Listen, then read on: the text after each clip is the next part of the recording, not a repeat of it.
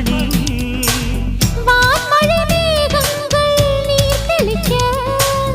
வாடிய தேகங்கள் சேர்ந்திருக்க வாலிபராகங்கள் நான் படிக்க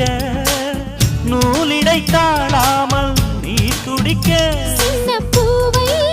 தேன் நிலாவை தொட்டு விளையாட ஆனந்தம் கூடாதோ பாண்டியனின் ராஜ்யத்தில் புயலால